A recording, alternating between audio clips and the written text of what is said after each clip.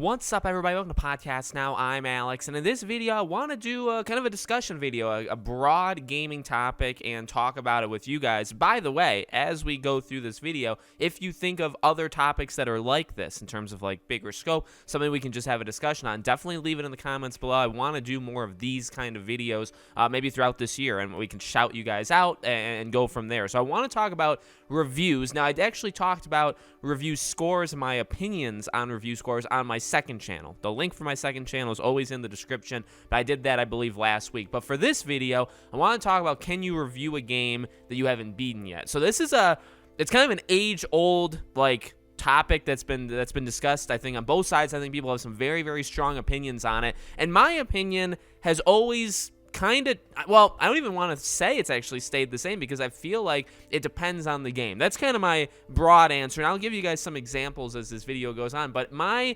opinion on it, at least right now, is it fully depends on the kind of game that you're playing. So the first thing is, I don't like review scores in general, right? Again, refer to my second channel's video where I talk about review scores. I prefer to kind of just talk about my thoughts about the game, say if I like it, if I didn't like it, the pros, the cons, and then let you decide. How do you take how I sound? Did I sound like I liked it? You know what I mean? Did I sound like I was into it? What was my kind of reaction based off of, again, the good, and did I say all good things and one bad thing? That should give you a pretty good indication of how I feel about it. So the way I do reviews, and the way I would do reviews if I was at these companies, would be very different than how they actually do them. Okay, so right from the beginning, it is a little bit harder to discuss, can you review? Because in a way, it would be like, well, yeah, kinda, because I don't really believe in giving scores. Now, here's the deal. When you're giving scores,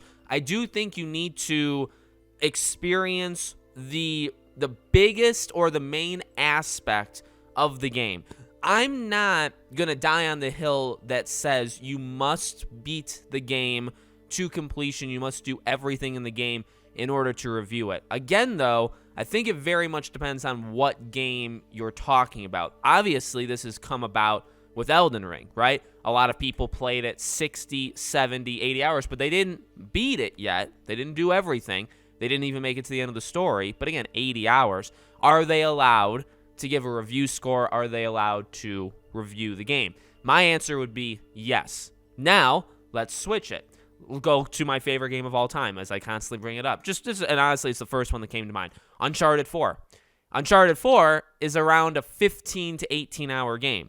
Uncharted 4 it's definitely the least linear of any of the Uncharted, but it's definitely straightforward. The story moves from start to finish, and it's only 15 to 18 hours. Can you review Uncharted 4 without beating it? I would honestly say no for that one. So I don't, again, it's tough because I don't want to be hypocritical. That's like the last thing I ever want to do. I want to try to keep like my morals like set. I don't want to jump around. I don't want to be biased and like pick things right.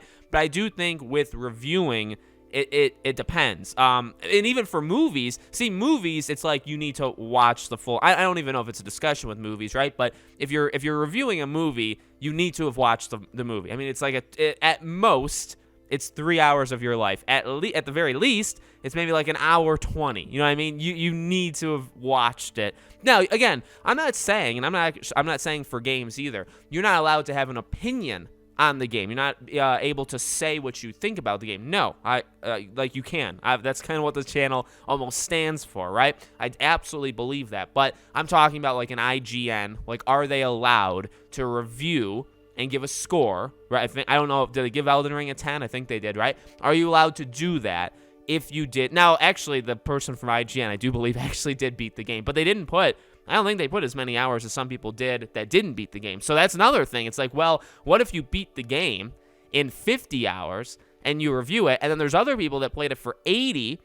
Honestly, they probably experienced more in the game than you did, but they didn't beat it, so they're not allowed to review it. See, like, that's, you know what I mean? That's kind of the issue. So I would say, and I guess my general answer in the beginning, a few minutes ago, to kind of explain that a little bit more, when I say, like, you need to do, I would say, the biggest thing that the game has going for it. So Now, not knowing too much about From Software's, or I guess, well, I do know From Software, but I haven't like played any of these games to completion, so I don't really know the lore of any of these games too in depth, the story, anything like that. But let's not kid around, and I'm sure there's gonna be, maybe there'll be From Software diehards to say, oh no, the story is incredible. That's fine, But let's be real, from a general, mass audience kind of perspective, does the story of any of these games actually matter? Flat out honest, I would say no. The way people go into these games is to play them because of the difficulty. I believe that. Now, maybe that's wrong, and that you can call me out, and that's totally fair, but I think that's the reason. So, in that way, what should you do in these games to make sure that you've experienced what you need to experience so you can review it? I think you just need to play it like a good amount. And again, good amount, very ambiguous, you know what I mean? But I don't think, and what I mean by that though, right, is I don't think if there's 30 bosses in the game, I don't think boss numbers 28, 29, and 30 are going to sway your review score all that much. Does that? No, maybe they will, but the odds are they really won't. So again, like I guess what I'm trying to say is, if you play the game for 80 hours and you do most of the game, but you need to do 90 to beat it, right? So you have about 10 hours left. Say, again, you got like a couple mini bosses in there. You got a couple main bosses. Are those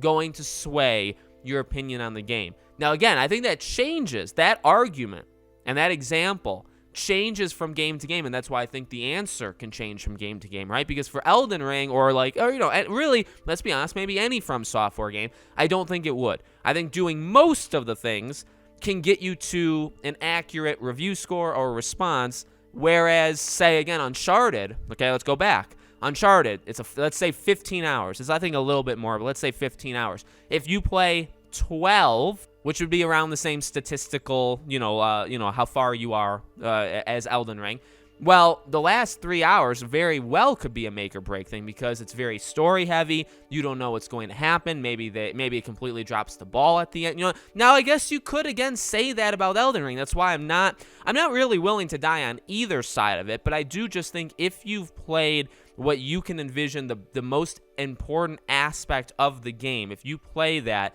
then I think you're able to do it. I really, it's almost like open world games are completely, you know what I mean? Like in any game that has like a story, if the game's like 10 hours long, it's a story-based game, like you should be able to go all the way through it, and you should actually need to go all the way through it.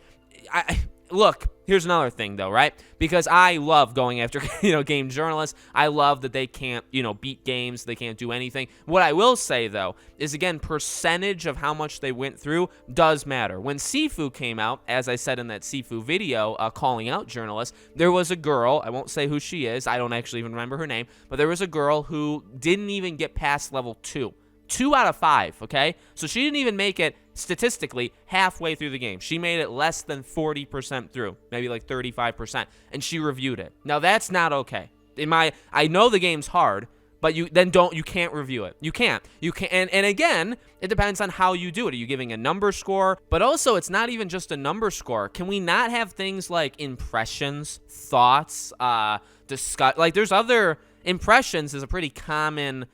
Early impressions, just impressions in general. It's a pretty common phrase used in YouTube videos, in articles. Like you can, or review in progress. That's a big thing for the IGNs of the world, right? Reviews versus review in progress. Then just do that. But you know what I mean? So I would say for Elden Ring, clearly it's like a 80 to 100 hour game. If you played 15 hours and then you gave this game an 8.5, it doesn't even matter whether you could give it a 6, you give it a 10. I don't think that's very valid. I don't think it is. Again, you can say whatever you want about those 15 hours you played. You have the right to your opinion. I'm sure you have some sort of grasp on the game, but to call it a review, to give it that number, to declare this is that score that I think this game deserves, when you've played 15%, say it's 100 hours long, you played 15%, right? That's not okay. And again, I get it. They're in a tough situation. The IGNs of the world need to give the scores. You don't think people go to IGN specifically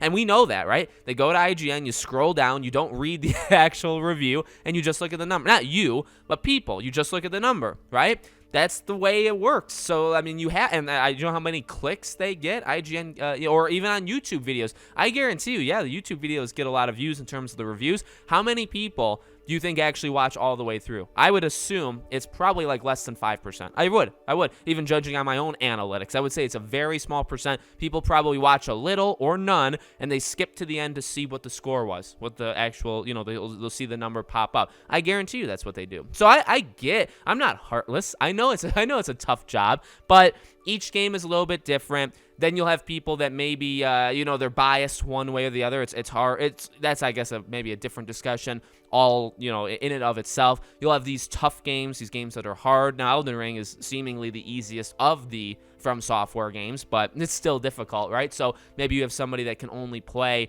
20, 25 hours. Do you want a review from that? I really don't. I don't think that's fair to the game. I mean, 20, 25 hours, then play a single-player game. You're going to beat every single-player game under the sun. And by the way, final thing I'll say before I end it, I try to... I try to practice what I preach, right? That's the saying. I mean, I'm not above these rules or these discussions that I have with you guys. Like, I want to, if I say something, I try to abide by it as well, so at least I can stay consistent. If you've noticed, the only time I do reviews is actually when I do beat them or I'm like right there at the very end. And again, I think it depends on the game I'm talking about. If it's not, or if I don't label it a review, in fact, most times I don't, I'll say impressions or my thoughts 15 hours in, my thoughts 10 hours in, my early thoughts, something like that. Like, that's what I do, because I try to make it. Now, how I talk about the game actually in all those videos is actually very much the same.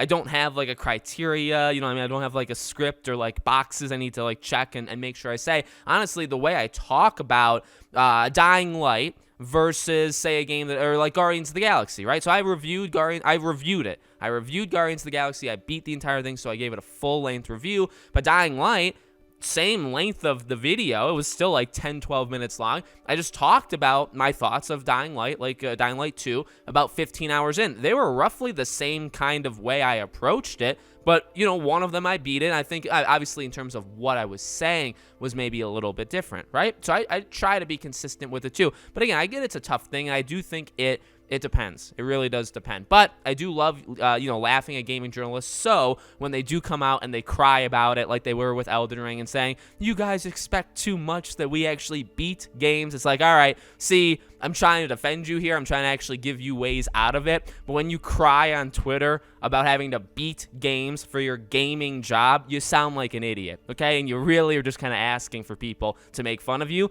And I'm not going to stand in their way. I never have, never will. So let me know what you guys think in the comments below. Make sure, as always, you guys are subscribed to the channel. Hit the bell icon so you guys know when all these videos go up. If you want to follow me anywhere else, like I said, my second channel, along with all my other social media, is in the description below. Thank you guys for watching, and I hope to see you all on the next video.